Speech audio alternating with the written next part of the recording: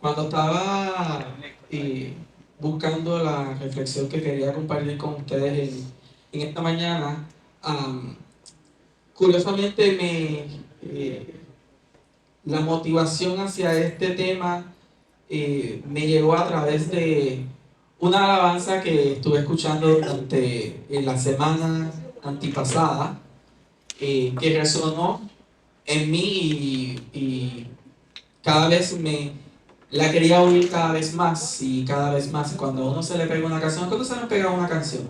Que usted siente algo diferente y usted quiere oírla cada vez más y quiere estudiar a veces sobre esa canción. A mí me acuerda, Wilfredo, cuando el año pasado escuchaste una canción y dijiste, no, José, nosotros tenemos que hacer algo con... Porque es que es así, a veces uno escucha algo, a veces uno le pide a Dios algo y Dios te contesta de la manera más random posible.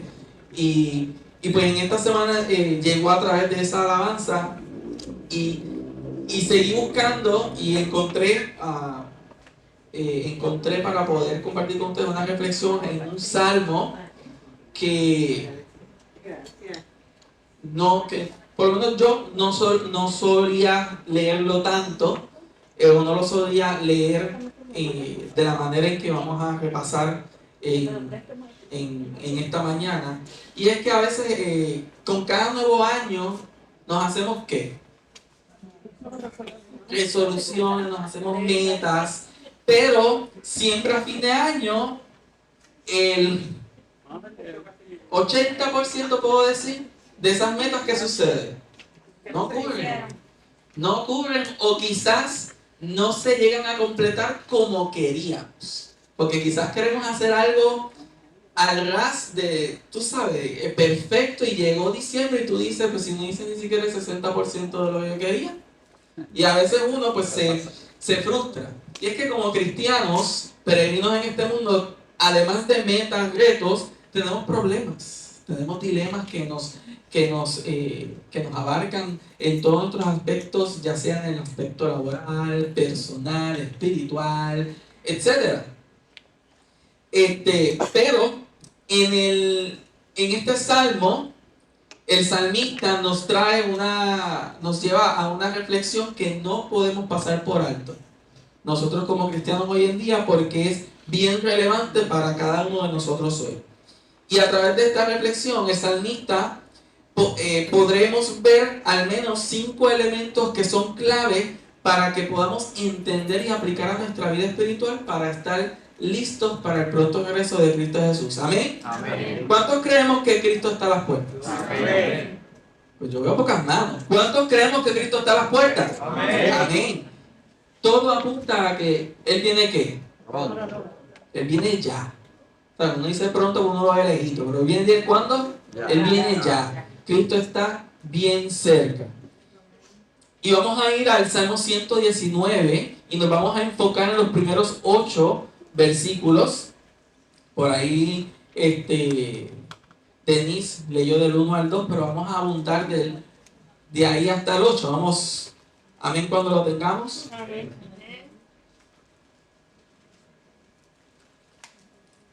Salmo 119 del 1 al 8 dice así: bienaventurados los íntegros de camino, los que andan en la ley de Jehová. Bienaventurados los que guardan sus testimonios y con todo el corazón lo buscan. Pues no hacen maldad y los que andan en sus caminos, los que andan en sus caminos. Tú encargaste que tus mandamientos sean guardados con esmero. Ojalá fueran estables mis caminos para guardar tus estatutos.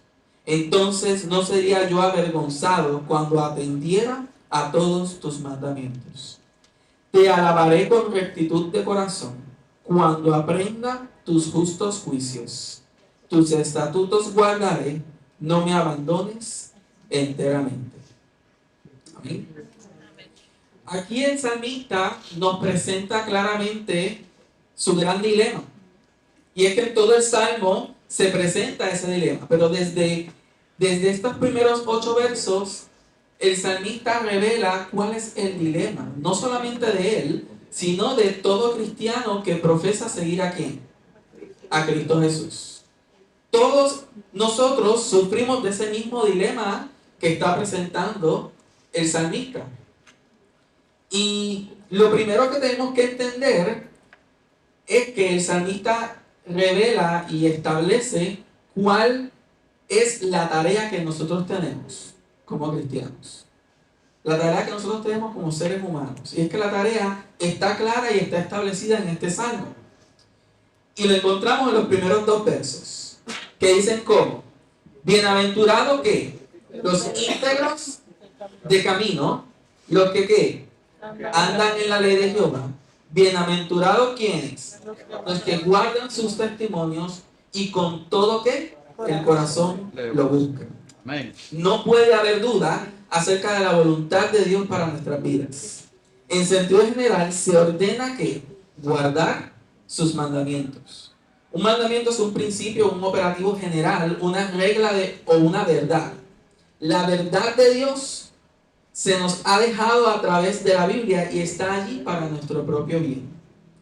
Nos ha comunicado los principios operativos del universo para que encajáramos con ellos en perfecta armonía. Así que en la Biblia Dios nos ha dejado ¿qué? Los principios por los cuales opera ¿quién? El mundo. ¿Él y quién? El universo. Para que ellos se encajen a nosotros. ¿O qué? Para que nosotros nos acomodemos ¿a qué? A cómo opera el universo en su totalidad. Aquí voy a contar una experiencia. Cuando yo tenía mi Ford del 96, ¿verdad, Wilfredito? Esas guaguas aguantaban de todo. ¿Y quién ha tenido carros antiguos, viejitos, que no son tan tecnológicos como los de ahora? ¿Verdad? Esos carros aguantan de todo. Uno puede inclusive hacerle arreglos al carro sin tener las herramientas adecuadas, sin tener la vestimenta adecuada. Yo consigo el palito aquel y hago lo que sea, para que el carro yo le pueda cambiar lo que encuentre. Aquí yo conozco a varios que hacen esas marronas y le cambian las piezas y las cosas del carro a veces sin tener un instrumento adecuado. Y es que los carros viejos, porque pues, para identificar lo nuevo de ahora, los carros de ayer toleran de todo. Y podíamos salirnos con la nuestra si cometíamos uno que otro pecadito mecánico, como uno dice, pues se salía uno con la suya, con lo que encontrara. Pero, ¿qué pasa hoy en día? Hoy como que es más difícil. Yo a mi guagua lo único que yo me atrevo a rellenarle es el agüita de los wipers. Hasta ahí. Hasta ahí. Yo no me atrevo mucho más. Yo después de ahí como un mecánico, vamos al mantenimiento aquí, ¿sabes por qué? Porque, ¿qué pasa? Cuando las cosas se complican más, se toleran menos que errores. Un pequeño error, un líquido echado en el mal sitio, causa estrago. Y como ahora son más tecnológicos, te daña la computadora, te daña la electricidad, entonces dañaste ¿qué? Todo el carro. Así que, mientras más complicada, las reglas hay que observarlas ¿qué? Más. Las guías los principios de cómo operan, pues tengo que asegurarme de que le estoy echando exactamente lo que pide. Letra por letra. Si le pongo una letra menos, un número más, ¿qué va a pasar? Se dañó. Hoy en día las cosas tecnológicas son así y cada vez vamos más electrificados y para arriba con las cosas que están a nuestro alrededor. Y David dijo que el ser humano es una de las obras formidables y maravillosas de Dios. Somos un milagro de ingeniería. Amén. ¿Usted no lo cree? Amén. Amén. Somos un milagro de ingeniería, yo lo creo. Yo a veces me sorprendo cómo el cuerpo humano tiene ciertas capacidades de hacer ciertas cosas. No me pregunto. Dios es increíble en ese aspecto y en todo. Significa que necesitamos seguir el manual del propietario con precisión. ¿Cuántos han leído el libro que trae los carros? ¿Verdad que nadie los lee? Pues, Dios nos ha dejado nuestro manual de operación. Queremos saber cómo opera el cuerpo humano, cómo Dios quiere que nosotros operemos como su creación. Aquí está la guía. Aquí está el manual. Significa que tenemos que seguir al pie de la letra la guía que Dios nos ha dado. Y tenemos que observar con claridad que en el Salmo 119, y si vamos un poquito más abajo al verso 4, dice aquí, por lo menos en mi versión, yo quiero saber si alguien de ustedes tiene la palabra muy. ¿Alguien de ustedes tiene una versión que diga muy? ¿En dónde? La tuya dice muy. ¿Qué dice la tuya? 119.4. Tú encargaste que sean muy guardados. Sí, la mía también. Tú encargaste que sean ¿qué? Muy Muy guardados tus mandamientos. La mía dice, tú encargaste que tus mandamientos sean guardados con esmero. ¿Qué es esmero? Dedicación. Dedicación. ¿Qué más se puede considerar como esmero? Deseo. Deseo. ¿Qué más se puede considerar como esmero? Un cuidado. Cuidado. ¿Qué más se puede considerar como esmero? Voluntad. Voluntad. Amén. ¿Qué más se puede considerar como esmero? Importante, fervor. ¿Ves? Podemos sacar tantas palabras de... Igual cuando hablamos de muy. Muy. ¿Qué quiere decir ese muy? ¿Qué quiere considerar ese muy? Este salmo establece nuestra actitud hacia la Biblia. ¿Lo había pensado usted? Todo este salmo. Y es bien largo. Y creo que mucha gente no lo lee porque es tan largo. Pero cada sección de 8 versículos establece y nos deja claro nuestra actitud hacia la Biblia. Fija al nuevo creyente en el camino correcto y guía al creyente maduro hacia un entendimiento más profundo. Al nuevo que lo introduce y lo fija en Cristo, pero al creyente existente, ¿qué hace? Lo guía a ir ¿qué? Más profundo. La felicidad está basada en nuestra actitud de corazón hacia la palabra de Dios. El asunto no es cuánto conocemos acerca de la Biblia, sino nuestro amor por la Biblia. ¿Amo yo a la Biblia más de lo que amo a mi celular? ¿Amo yo a la Biblia más de lo que amo a mi esposa? ¿Es mi interés en la Biblia mayor que a todo lo que yo tengo? Porque lo que estriba no es cuántas veces yo leo la Biblia, cuántos versículos yo memorizo, cuántas cosas yo estudio, es con cuánta dedicación e importancia yo le doy a lo que yo estudio y leo de la palabra de Dios. Si nosotros amamos la palabra y la obedecemos, lo que ya conocemos, Dios se va a encargar de hacer que continuemos creciendo en gracia y en el conocimiento de Jesucristo. Amén. ¿Qué hacemos? Si amamos y ¿qué? Y obedecemos todo lo que hemos estudiado y todo lo que sabemos, Dios se va a encargar de ¿qué? Del resto. De que sigas ¿qué? Creciendo. En el conflicto de los siglos, página 474 nos dice, la ley de Dios es la regla por la cual los caracteres y la vida de los hombres serán probados en el juicio. Salomón dice, teme a Dios y guarda sus mandamientos, porque esto es la suma del deber humano, pues que Dios traerá toda obra a juicio. ¿Dios qué? Dios traerá toda obra a juicio. Es la regla, es la guía.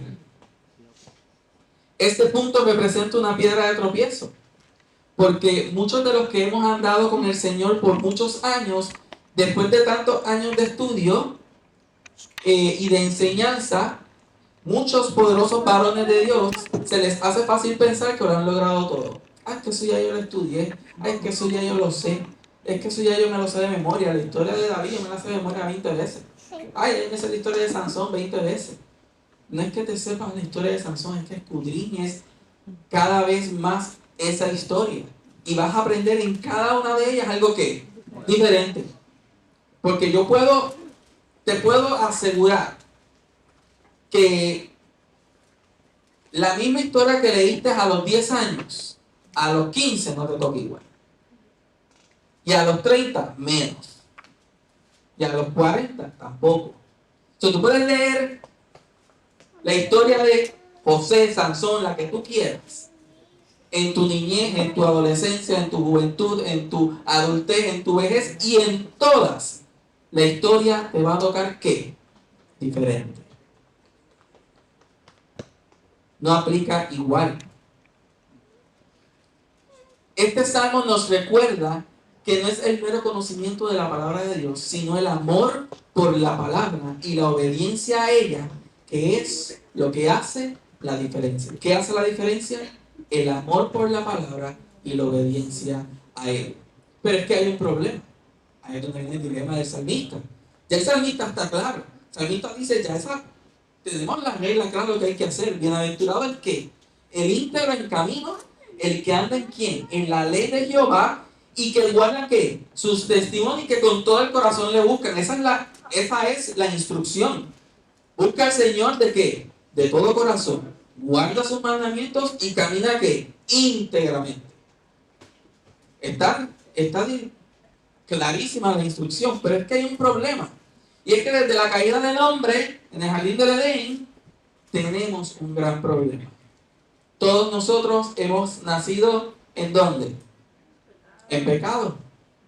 Tenemos un gran dilema. No es difícil comprender lo que Dios dice en el Salmo 119:4. No es difícil de comprender lo que Dios quiere que hagamos, porque eso está ya claro. Sin embargo, hay un problema. Verso 5, ¿quién lo lee? ¿Cuál es ese problema? Ojalá fueran estables mis caminos para guardar tus estatutos. Es que el salmista lo dijo. Ojalá fueran ¿qué? Estables mis caminos para guardar tus estatutos. Por aquí tengo una versión que dice ojalá fueran ordenados mis caminos. ¿Para qué? Para guardar tus estatutos. Sucede que nuestros caminos, debido a la condición pecaminosa en la que hemos nacido, no están ordenados según a lo que Dios quiere, sino a lo que cada uno de nosotros ¿qué? Desea o quiere. Hay un tremendo conflicto entre la voluntad de Dios que vimos en el versículo 4 y nuestra naturaleza en el versículo 5. Hay algo que desesperadamente está mal con la naturaleza del hombre y los caminos por naturaleza pecaminosa no se ordenan para guardar los estatutos de Dios. Aunque están claros en su palabra, tenemos un contraste marcado entre los caminos de Dios que se ven en el verso 3 y los caminos nuestros que se ven en el verso 5. El amor por Dios y por su palabra con todo nuestro corazón es algo que directa y diametralmente están opuestos a nuestra naturaleza pecaminosa. Jeremías lo expresó cuando dijo engañoso es el ¿qué? El corazón más que todas las cosas. No necesito preguntar si alguno de nosotros hemos experimentado algo similar o este dilema, porque muchos podemos decir que nos hemos frustrado al leer la Biblia y saber lo que tenemos que hacer, pero nos cuesta ¿qué? Hacerlo. En la vida cotidiana, en nuestros quehaceres diarios, y decimos yo quiero hacer esto y se nos hace ¿qué? Difícil. Imagínate hacer algo para la voluntad de Dios como Dios quiere, con un cuerpo lleno de pecado. Y es que el apóstol Pablo experimentó este dilema también, ¿lo sabías? Él lo expresó en la carta de los Romanos diciendo, porque sabemos que la ley es espiritual, mas yo soy carnal vendido ¿al qué? Al pecado.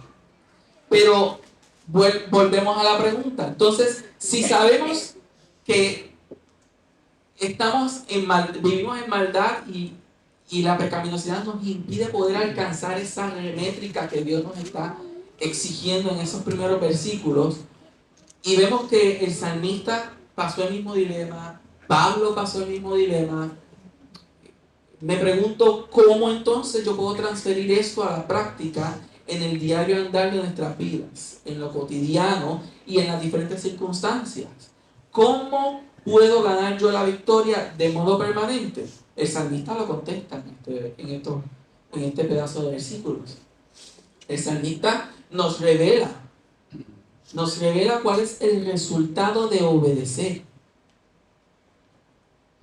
Y tenemos que nosotros comprender que solamente confiando nuestros pasos en ¿quién?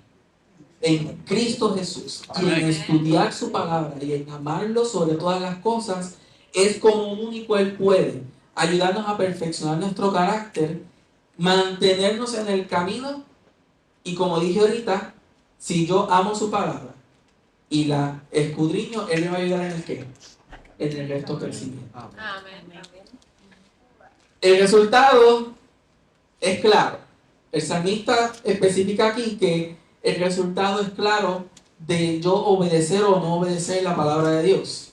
Si pudiéramos ordenar nuestros caminos para guardar sus estatutos, podríamos exclamar como el salmista en el versículo 6 que dice, entonces ¿qué?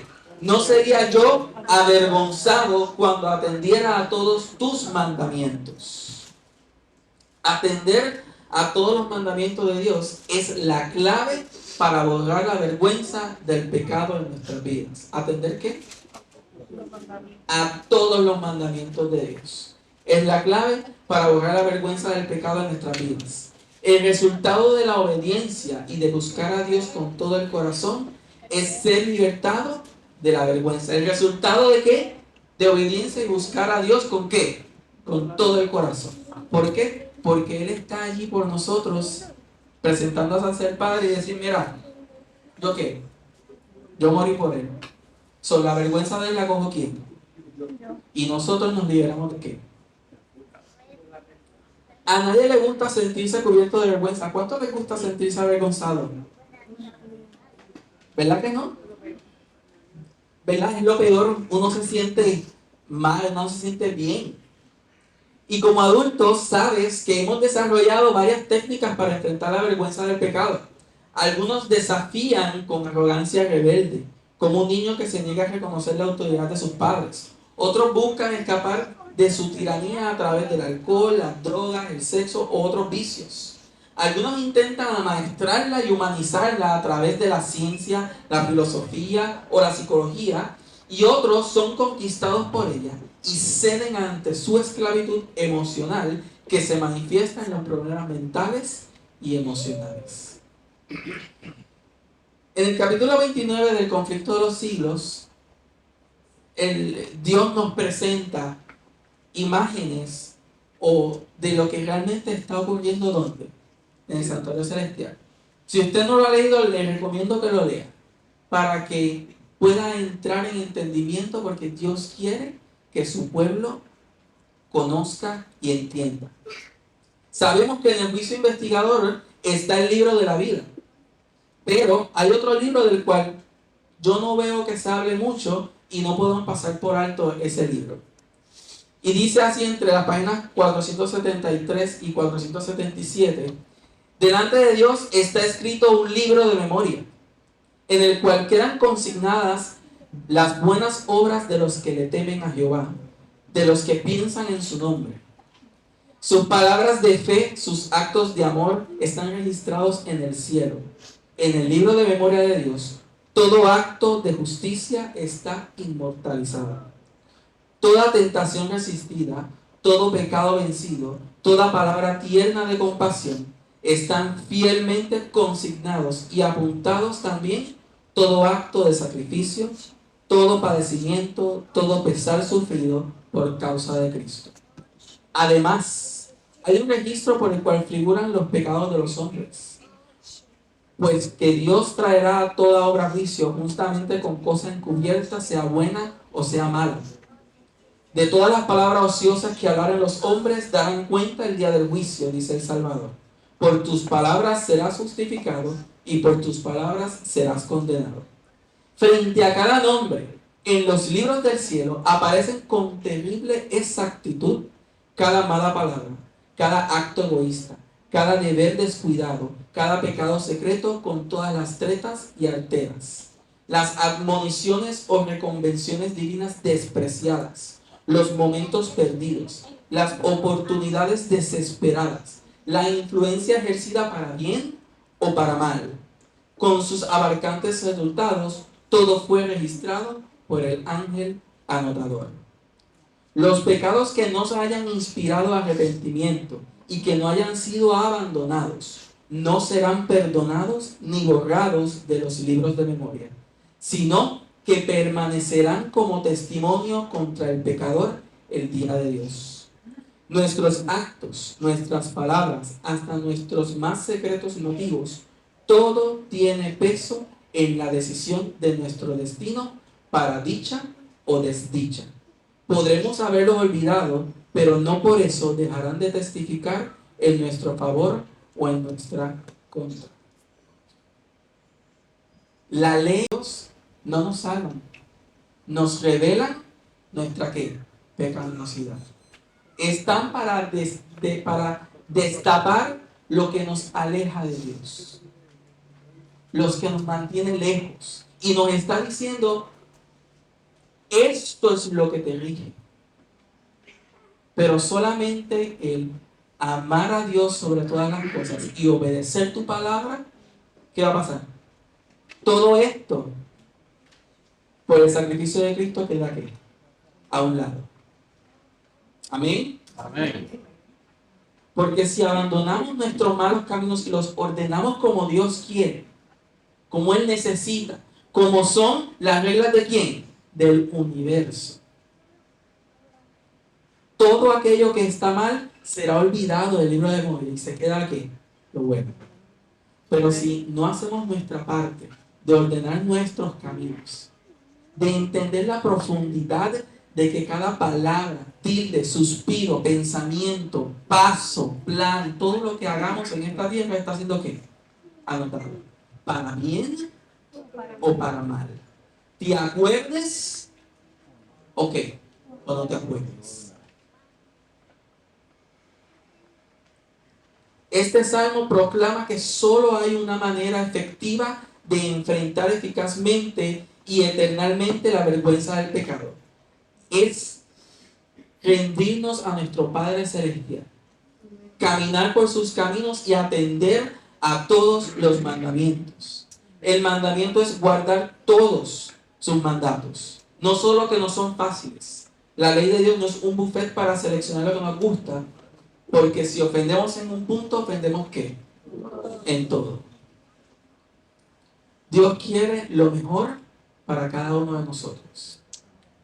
Y yo estaba leyendo de estos devocionales que salen todas las mañanas y encontré uno la semana pasada que me recordó que me recordé ahora cuando estaba leyéndoles esta parte, que decía: la gracia es la puerta, pero la obediencia es el camino. Jesús en la cruz del Calvario nos abrió ¿qué? La puerta de ¿qué? De la gracia. Pero para poder llegar a esa puerta de la gracia hay que atravesar el camino de ¿qué? De la obediencia. No podemos pretender alcanzar la gracia sin caminar por la obediencia. Es obligatorio obedecer a nuestro Dios, encajar en la guía del universo, de cómo el universo de Dios opera para poder. Es como si yo le quisiera echar un carro a agua y que corra con agua, pero su motor está hecho ¿para qué? Para gasolina. No va a correr porque no es lo correcto. Ahora comprendemos lo que Dios desea, que guardemos sus mandamientos y atendamos sus estatutos. El sacrificio que Cristo ofreció lo hizo para darnos un corazón nuevo, uno que latiera con el corazón de Dios. Al igual que una máquina, hay que darle hay que darle mantenimiento para que no se embote. O sea, no puedes usar un cuchillo por 30 años sin ¿qué? Sin por lo menos afilarle otra vez ¿qué? El filo, para que siga cortando ¿cómo? Como tú quieres. Dios necesita que a través de su palabra afinemos nuestro corazón con el de ¿quién? Con el de Él. Y este proceso no ocurre de la noche a la mañana. No podemos esperar a que veamos señales más claras de que Cristo viene para querer enderezar nuestros caminos. Mientras vivimos día a día aquí, allá arriba se evalúan ¿qué? Nombres. ¿A qué velocidad? No lo sé. Pero no es nuestro saber a qué velocidad se evalúan o llegan a nuestro nombre. Es mantener nuestros caminos, como dice el Salmo 119, ordenar nuestros caminos, para que cuando nuestro nombre sea llamado, podamos ser hallados como justos. Amén. Dice aquí en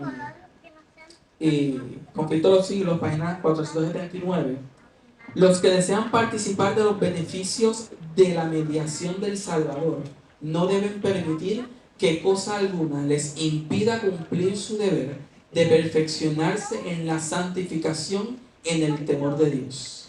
En vez de dedicar horas preciosas a los placeres o a la ostentación o a la búsqueda de ganancias, las consagrarán a un estudio serio con oración de la palabra de verdad. El pueblo de Dios debería comprender claramente el asunto del santuario y del juicio.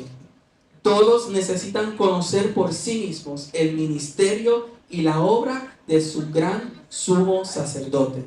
De otro modo, les será imposible ejercitar la fe tan esencial en nuestros tiempos o desempeñar el puesto al que Dios nos llama. Cada cual tiene un alma que salvar o que perder. Todos tienen una causa pendiente ante el tribunal de Dios. Cada cual deberá encontrarse cara a cara con el gran juez.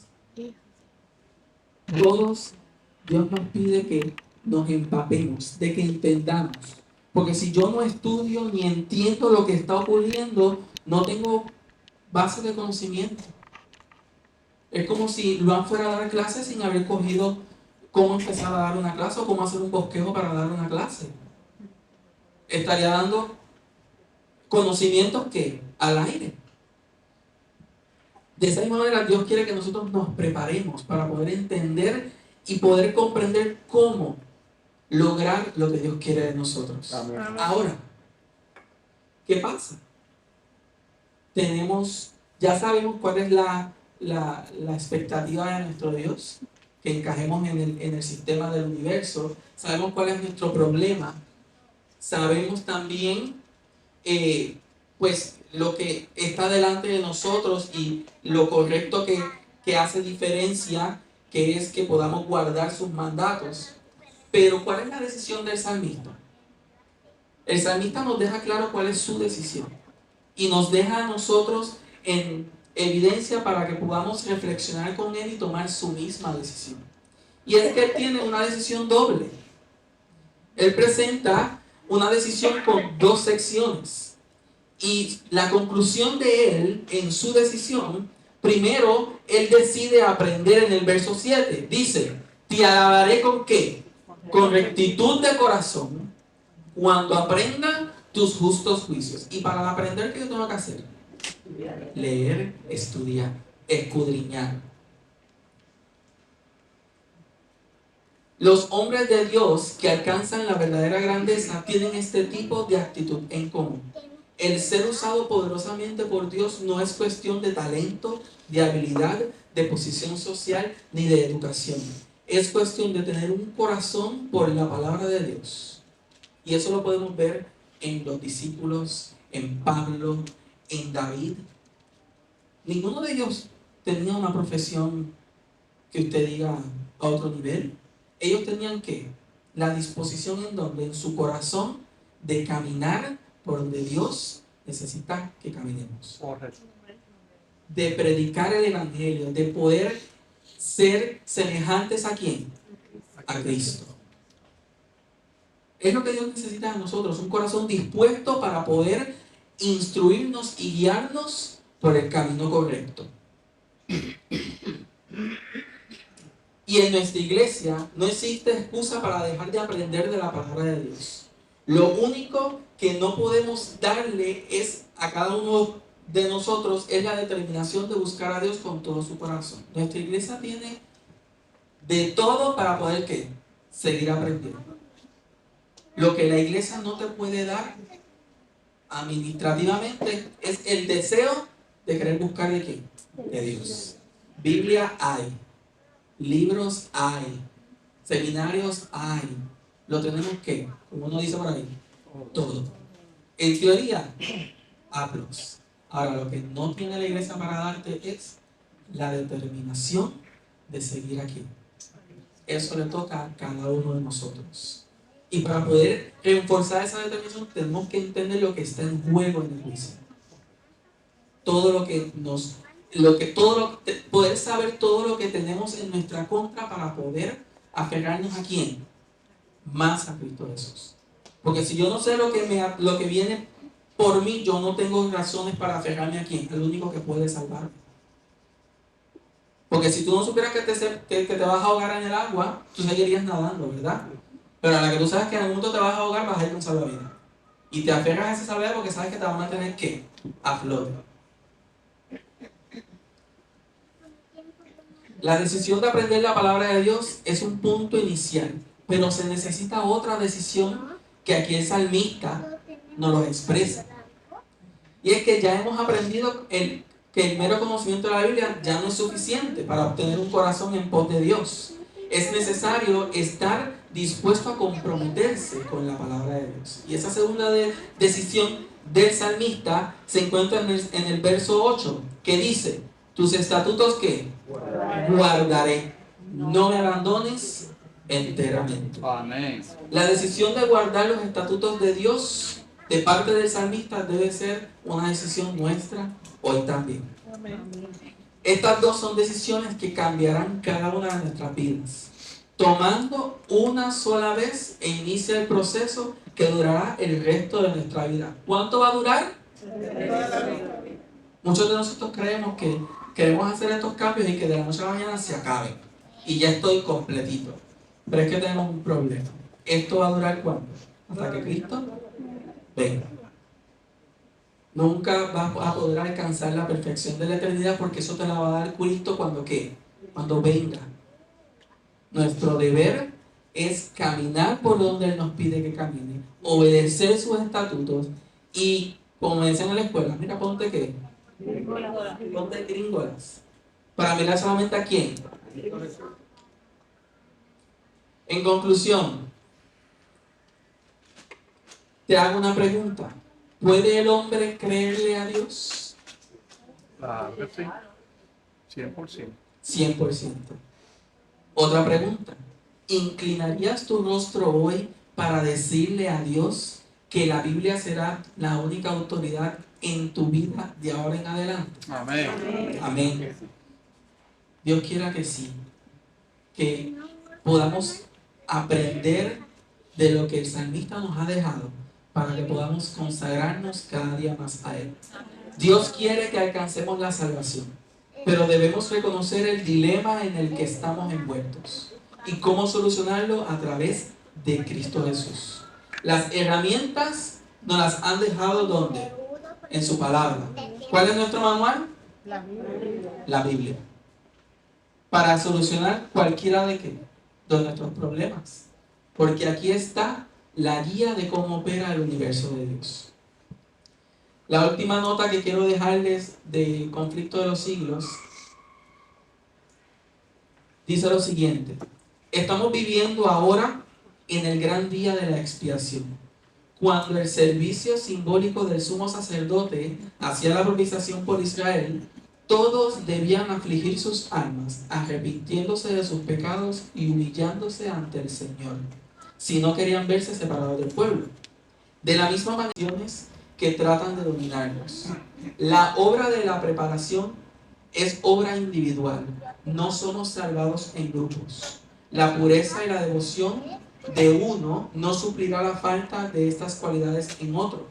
Si bien todas las naciones deben pasar en juicio ante Dios, sin embargo, Él examinará cada caso, cada individuo, de tal modo, tan rígido y minucioso, como si no hubiese otro ser en la tierra. Cada cual tiene que ser probado y encontrado sin mancha, ni arruga, ni cosa semejante. Peligroso es el estado de aquellos que, cansados de velar, se vuelven a los atractivos del mundo, mientras que el hombre de negocios está absorto en el afán de lucro, mientras el amigo de los placeres corre tras ellos, mientras la esclava de la moda está ataviándose. Puede llegar el momento en el que el juez de toda la tierra produce sentencia ha sido pesado en balanza y ha sido hallado falto. Nuestra salvación es individual. Dios no quiere que justifiquemos nuestro pecado porque el prójimo está pecando igual. Él necesita que, mira, nos enfoquemos en qué, nuestra salvación, y en que enderezcamos nuestro camino individual, mi camino. Porque Él quiere salvarme a mí, a Denise, a Will, a Alexander. Él quiere salvar aquí a todos. Pero Él trata cada caso individual. Como si no hubiera que. ¿Somos cuántos en el mundo? 8.000 millones. Pues para Dios, en su evaluación, solamente existe Josué. Y decir que tiene los ojos de todo el cielo en uno, nos pone a pensar y a reflexionar. ¿Cómo está mi relación con Dios? ¿Estoy amándolo a Él y a su palabra más de lo que tengo? En estos tiempos que ya el tiempo de gracia es corto, en el Espíritu de la nos dice claro, tenemos que hacer lo que hacía el pueblo. ¿Qué hacía el pueblo? Se iba a trabajar y hacer sus quehaceres mientras el sacerdote estaba en el templo expiando sus pecados. Nadie trabajaba. Todo el mundo estaba de rodillas postrados, pidiendo misericordia y perdón. ¿Por qué? Para poder estar en reverencia a nuestro Padre Celestial. ¿Repartieron un papel? Todo el mundo tiene un papelito. Yo voy a colocar en esta mañana la canción que escuché, me gustó, es en inglés, pero yo tengo la letra más o menos traducida. Espero que la puedan entender. Pero mientras va tocando la alabanza, si usted tiene un bolígrafo y un lápiz, no veo la letra por ahí, estaba ahí. Voy a buscar el arca. Si usted en esta mañana ha sentido que Dios le ha hablado a su corazón, le ha abierto sus ojos para enderezar sus caminos y volver a Él como Dios quiere, puede escribir aquello que usted este año quiere que erradicar para acercarse más aquí, a Cristo Jesús. Y puede pasar aquí al frente para terminar con una oración. Te alabamos y te glorificamos en esta mañana. Reconocemos que tú eres Dios y que tú nos has dejado la guía perfecta de cómo opera tu universo para acomodarnos a ella y acercarnos a ti. Gracias por enviar a tu Hijo a morir por cada uno de nosotros. Y gracias te damos por ayudarnos a entender que no solamente basta con creer en que Él murió por nosotros, ni creer solamente en lo que tú dices, sino en que tenemos que obedecer cada cosa que nos has puesto en nuestra vida para poder estar listos para tu pronto regreso. Bendícenos este año, Señor. que podamos ponerte en primer lugar, Señor. amarte sobre todas las cosas y amar tu palabra más que a cualquier cosa que tengamos. Elimina de nuestra vida todo aquello que nos impide caminar por el camino angosto de la manera correcta. Si algo por más pequeño nos hace caer, te pedimos en esta mañana que lo saques, que nos ayudes y nos dé la fortaleza para seguir adelante. Amén. Y alcanzar la puerta de la gracia que has abierto para nosotros. Amén. Gracias por todo, en tu nombre lo pedimos. Amén. Amén.